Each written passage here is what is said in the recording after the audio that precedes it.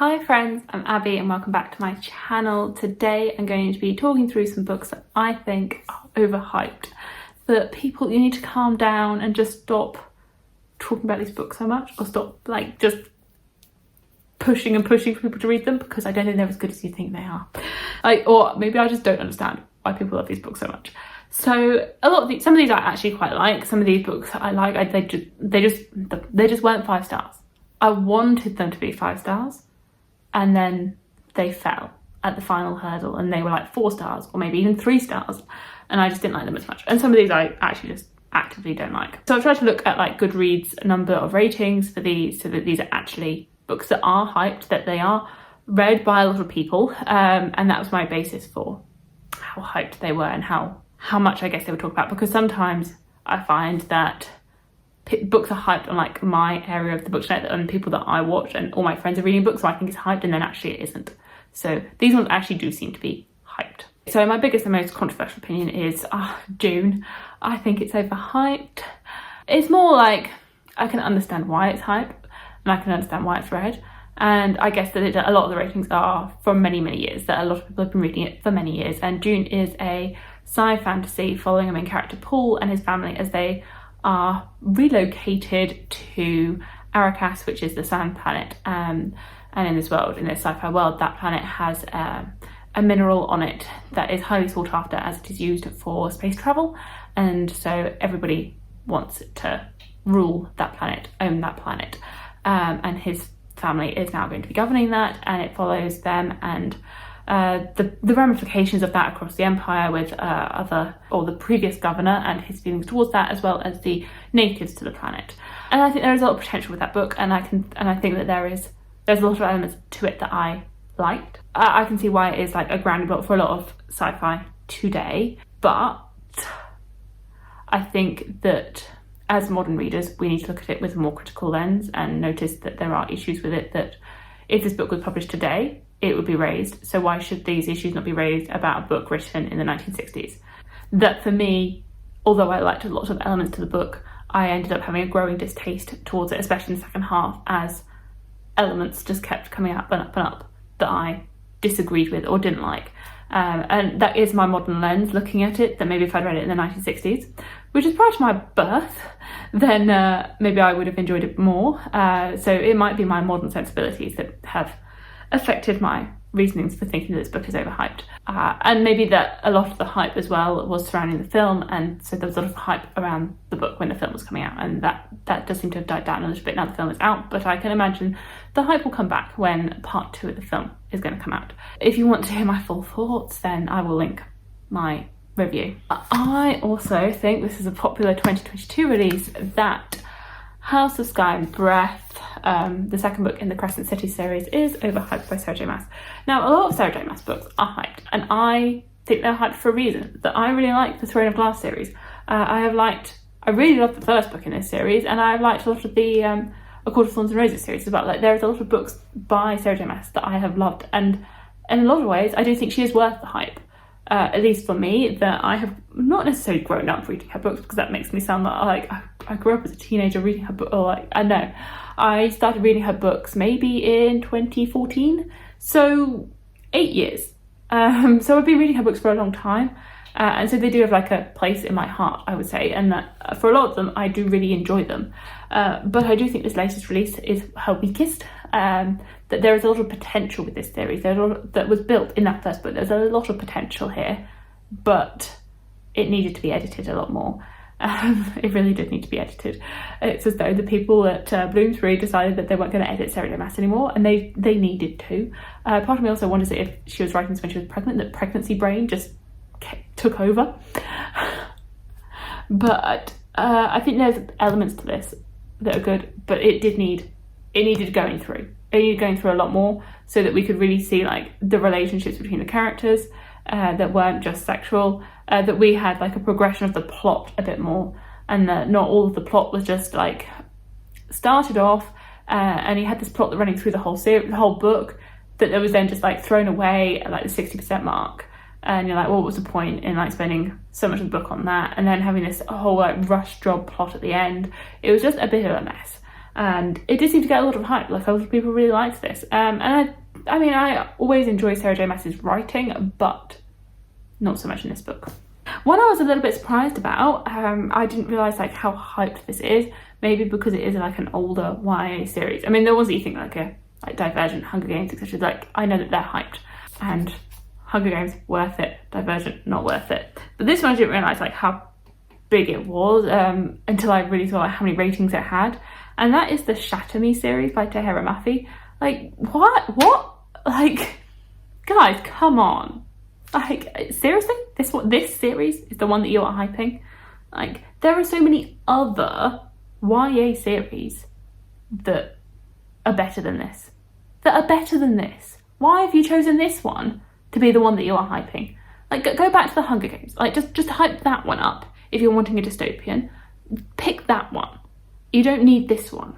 Like, I read the original trilogy, and I will say it was really addictive and compulsively readable. That I found those books, addictive. That they just, suddenly I had read the whole trilogy because I started it and then it was finished. Like, they were addictive, but they're not good. And I don't know how I'd feel about if I read them now. Like, I read them quite a few years ago. And they were fun, but they're not worth it. They're nothing fantastic. I just don't understand. I don't understand, like, why this one? Why this particular series? And you're following a character who I've forgotten the name, Juliet, and I've forgotten the love interest. There were two. There was a triangle, and it was a dystopian world, and she killed people with her touch. I think it was that one. Like, it's just, quite cliche. I'd say it was okay written, but it was very compulsively readable, but okay. A more recent one, which I unfortunately found was overhyped, is Malibu Rising by Taylor Jenkins Reid. Now, Taylor Jenkins Reid and me, we have a bit of like a mixed experience. And I mean, she has beautiful covers, but I really liked Daisy Jones and the Six. Like, I really, really liked that book of hers. And I actually read it physically. Like, people say to read the audiobook, I read it physically and I really liked it, like, surprisingly, because it's not a fantasy. I liked but didn't love The Seven Husbands of Evelyn Hugo. I think it was good, but I also took me ages to read that book, like ages to read it. That Daisy Jones was better. And then Malibu Rising, I feel like if it didn't have Taylor Jenkins Reid name on it, then it wouldn't have got any hype. It's only because it's her name on the book that this has got some hype, and that it's got a nice cover. So I just didn't really understand why she wrote a story about these characters. Like, why these people? They're not interesting. They're just rich. It's multiple timelines. You are following like the family and how the like parents met and the children growing up, and then you're also following the timeline of this party, and it was just boring, and it was just like so spread thin that you didn't actually connect with any of the characters because you have multiple perspectives of everybody seeing these characters, that you never actually got to know any of them because there were so many of them and so many perspectives. I mean, it was a quick read, but it's just not worth it. Like, if you're going to hype up a Taylor Jenkins Reid book, I think you should hype up Daisy Jones and the Six, personally. And I think that's better than Evelyn Hugo, which I think is one of my controversial opinions. Okay, another one which I don't understand is We Were Liars. Like, I read it in 2014 when it had its initial like wave of people talking about it, reading it, loving it. I read it then, and even in 2014 I was like, why is everyone loving this book? When I was like first discovering BookTube and discovering the Book2Net, like I didn't understand even then, because I was like, is this it? Is this it? Is this really it? I read the book. It was quick because it's like 200 pages. And I was like, okay, fine. We've read it. I was like, I didn't think I really like had that many other opinions on it. I just finished it, put it down, forgot about it. 2022. Why are you all still talking about this book? Why? I don't understand. Like, so many books from 2014, they had their thing in 2014, and then you never hear about them again. They might have had like a little bit of hype in that year as they came out, and then occasionally some people read them, but they pretty much stayed in 2014. But We Were Liars? This is the book that you have kept talking about? Like, this one, this book, like, I don't understand. It doesn't really have much of a plot. You're just following a character, and she can't remember what happened to her last summer or something. And I remember the ending and being like, okay, but why this book? Why this book? There are so many better, like, is it a thriller? Is it a contemporary? Like, this sort of thing? I don't even know what it is, but why this one? I don't understand. Okay. One of the most recent releases on this list is unfortunate, but I would say Gallant by V. Schwab is not worth it. And it's a very pretty book, but the aesthetics of it are prettier than the actual, like, contents of the book. Because, I mean, it is really, really pretty, and I mean, I'm not going to get rid of this edition. And I mean, it's got really nice pictures throughout it, like, but it's aesthetics over substance. And I feel sad saying that, because I really like V. Schwab, and I really like a lot of her other books, like Addie LaRue, 5 stars, worth every bit of hype that it gets. But this was not it, and I think maybe that's because it's like YA middle grade, and I prefer her adult books. Like, it might just be a demographic thing, that as a demographic I'm more interested in her adult works as opposed to her YA works now. But I just felt like this was very surface level, that it would have worked better if it was adult, that if we had got into the creepiness a bit more, if she had just delved a bit deeper, if we had spent more time with these characters, if they were adults, I think it would have worked better. Because the way that it was just so surface level. Like, and nothing was really explored, nothing was really delved into. It was just, here's a bit of creepiness, and it's fine, and it's solved, and you're okay. And I was like, can we have a little bit more? Just give me a bit more depth. I wanted more depth. And I actually wanted, like, more of the horror aspects. I mean, I'm not really, like, a horror reader. Like, I get scared when, like, there's just a random noise in the house. But it could have had more to it. It could have been more. It could have been so much more. It could have been better. And I think V. Schwab could have done this better, because I read her other books. I know that she's a really good writer, and if she had just done this as an adult, then it would have been better. Are we on the final one? We are on the final one. Okay, final one. And this book I didn't pull off the shelf because I was like, maybe you'll be able to see it and spot it. So here we go. No.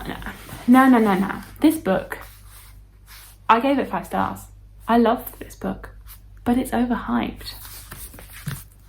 And that's Words of Radiance, because it's predictable. So I really liked this, but I think Way of Kings is better, because everyone really hypes up the Santa launch in this. Everyone's like, oh my god, the last 200 pages, so good, so good, so good. Absolutely amazing, mind blown. It's mind blowing. Can't believe what's happening here. It's amazing. Words of Radiance is the best book in the Stormlight Archive. Now, as a filming this, I have only read The Way of Kings and Words of Radiance. I can't comment on Oathbringer or Rhythm of War just yet. I do want to get to Oathbringer very shortly, but as a filming this was 5 stars. I really liked it. I really liked my reading experience of this book, but everyone needs to shut up about the Santa launch at the end of this book. You need to shut up about how amazing this is. You need to just be quiet and just let people enjoy it and see where they go. Because for me, I was expecting this amazing Santa launch. I was expecting it. I was waiting for it. And for me, it never came. Because I predicted the majority of the ending of this book. I predict, the vast majority of this book, I predicted at 60%. I do have a whole reading blog of this, so you can see me as I predict pretty much everything that happens in the second half of this.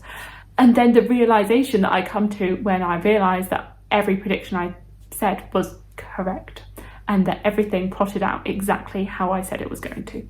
And the sort of disappointment that I felt when I realised that.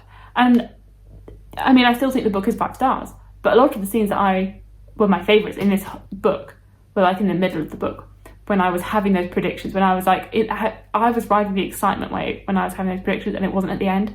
And so when I got to the end, when I was waiting for this Santa launch that everyone went on about and that everyone talks about and hypes and hypes and hypes, I was then disappointed because, and I mean disappointed to still give it 5 stars, but disappointed in that I thought this was going to be the best book in the series. And currently, Way of Kings is my favourite of the series.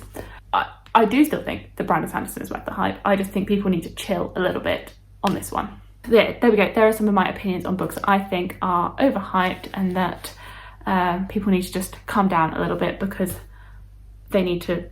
There are other books out there that I think deserve more love than these potentially, or that I think the hype needs to be spread out a little bit over some other works.